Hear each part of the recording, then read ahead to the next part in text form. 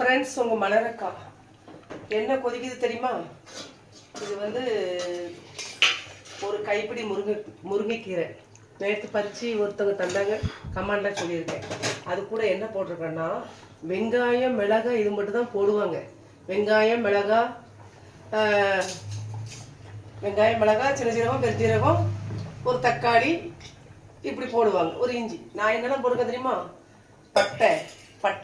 பட்டை கிராம்பு இஞ்சி வெள்ளைப்பூடு வெங்காயம் சின்ன சீரகம் பெருஞ்சீரகம் போட்டுட்டு கருஞ்சீரகம் 2 வெந்தயம் ஓமம் நறுக்குமணம் சுக்கு போடல. அதுக்கு பதில் இஞ்சி போட்டுட்டேன். இவ்வளவும் போட்டிருக்கேன். எதுக்கு தெரியுமா? முருங்கைக்கீரை வந்து உடம்புக்கு நல்லது, முடிக்கெல்லாம் நல்லது. அது வந்து ஹெல்த்து, நல்ல இரும்பு சத்து. இது கூட சளியும் சேர்த்து குறைக்கிறதுக்காக, சளிக்கும் சேர்த்து இப்படி சளிக்கும் சேர்த்து போட்டிருக்கேன்.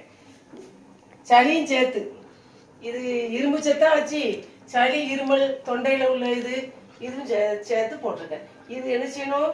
இது நல்லா வேக வச்சுட்டு இருக்கும் போது இருத்த பிறகு இந்த அதிமதுரை பொடி இருக்கு தெரியுமா? அதிமதுரை பொடி அது இருந்தாலும் கொஞ்சோட கடுக்கா பொடி இருந்தாலும் பரவாயில்ல, ஆத்தி குடிச்சிருங்க. இது முருங்கைக்கீரை வந்து உடம்பு ஹெல்த்துக்கும் போட்டிருக்கேன். சளிக்கு உள்ள ஜாமான் அத்தனை ஜாமான் போட்டு வேக வச்சிருங்க ஃப்ரெண்ட்ஸ்.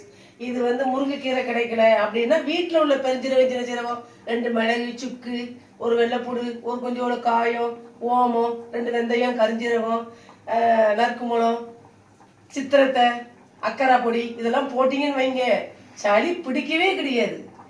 இது வீட்டிலே ஒரு 2 நாளைக்கு ஒருக்க அவிச்சு குடிச்சிட்டோம். குழந்தைக்கு 2 செம்பு ஊத்திட்டோம்னு வைங்களேன், சளியே பிடிக்காது. இந்த தொண்டையில உள்ளது இந்த மூக்கடப்பு இதெல்லாம் வரவே வராது.